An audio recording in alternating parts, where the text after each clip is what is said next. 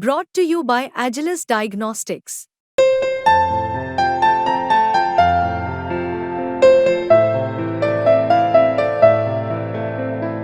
Agilus Diagnostics. Lok Sabha चुनाव में कांग्रेस को 99 सीटें मिल गई तो राहुल गांधी 10 साल बाद विपक्ष के नेता बने। कांग्रेस 10 साल से विपक्ष में तो है, लेकिन बहुत अरसे बाद ऐसा संयोग बना है कि कांग्रेस के पास लोकसभा और राज्यसभा में विपक्ष के नेता का पद है। लोकसभा चुनाव के बाद राज्यसभा में विपक्ष के नेता मल्लिकार्जुन खड़गे की गद्दी डोलने लगी थी, लेकिन तेलंगाना में फिर कुछ हुआ कि मामला कंट्रोल में आ गया। लोकसभा चुनाव में कांग्रेस का राज्यसभा समीकरण गड़बड़ाया है। हरियाणा से दीपेंद्र हुड्डा और राजस्थान से केसी वेणुगोपाल के लोकसभा सांसद बनने के बाद दोनों राज्यसभा से चले गए। लोकसभा में तो 2 सीटों का फायदा हुआ, लेकिन राज्यसभा में हो गया 2 सीटों का नुकसान। राज्यसभा में कांग्रेस के पास चुनाव से पहले तक 28 राज्यसभा सांसद थे। राज्यसभा में 25 सांसद होने से विपक्ष के नेता का पद मिलता है। हुड्डा और केसी वेणुगोपाल के इस्तीफे से कांग्रेस का नंबर लटक गया है, जो कि अब 26 पर आ गया है। 1-2 सांसद भी किसी कारण से इधर उधर हुए तो खड़गे विपक्ष के नेता नहीं रह पाएंगे। अब तेलंगाना में हुआ खेल कांग्रेस के लिए संजीवनी बना है। बीआरएस के सांसद केशव राव कांग्रेस में आ गए हैं।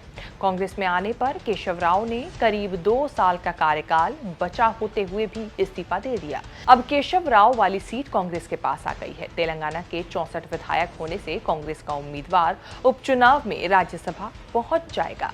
बहुत संभव है कि तेलंगाना में अभिषेक मनु सिंघवी को टिकट देकर कांग्रेस सांसद बनवा दिया जाए। ऐसा होने पर कांग्रेस के राज्यसभा सांसदों की संख्या हो जाएगी 27, मतलब कांग्रेस और खड़गे के लिए इत्मीनान।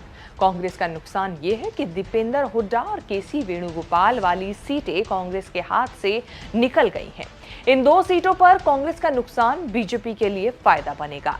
हरियाणा और राजस्थान से बीजेपी और 2 सांसद बनवा सकती है। बीजेपी के पहले से राज्यसभा में 90 सांसद हैं, जो कि बहुमत से कम है, लेकिन एनडीए की बदौलत राज्यसभा में चीजें कंट्रोल में है। हरियाणा में कांग्रेस बीजेपी का खेल खराब कर सकती है। बीजेपी के सामने नंबर क्राइसिस है। एक राज्यसभा सांसद के लिए 46 वोट चाहिए, लेकिन सिर्फ हैं 43। कांग्रेस का उम्मीदवार होने पर स्थिति क्लियर नहीं है। दुष्यंत चौटाला की पार्टी जेजेपी में क्रॉस वोटिंग से बीजेपी अपना सांसद जिता सकती है। उसके कम से कम 4 विधायक बागी मूड में हैं। राजस्थान में बीजेपी का मामला ठीक है। 101 के मुकाबले बीजेपी के पास 115 वोट हैं। साल के अंत होते होते राज्यसभा का समीकरण फिर बदल सकता है। महाराष्ट्र, हरियाणा, झारखंड में विधानसभा चुनाव होने हैं। लोकसभा चुनाव का ट्रेंड कह रहा है कि महाराष्ट्र, हरियाणा में बीजेपी एनडीए को अच्छा खासा नुकसान और कांग्रेस इंडिया को बड़ा वाला फायदा हो सकता है। हरियाणा में बीजेपी की सीटें आधी रह गईं। महाराष्ट्र में तो आधी से भी कम। अक्टूबर-नवंबर तक विधानसभा चुनावों में भी कांग्रेस और इंडिया ने कमाल किया तो ज्यादा विधायक बनेंगे। ज्यादा विधायक मतलब राज्यसभा में ज्यादा सांसद। अब देखना होगा इन 3 राज्यों में होने वाले चुनावों से क्या कुछ कांग्रेस और बीजेपी को नुकसान या फायदा होता है। आपके हिसाब से कौन इस बार किस राज्य में जीतने वाला है? क्या आपकी राय है? कमेंट करके बताएं। ये वीडियो आपको कैसी लगी ये भी बताना ना भूलें। इस तरह की खबरें आगे भी देखने के लिए आप बने रहें न्यूज़ तक के साथ।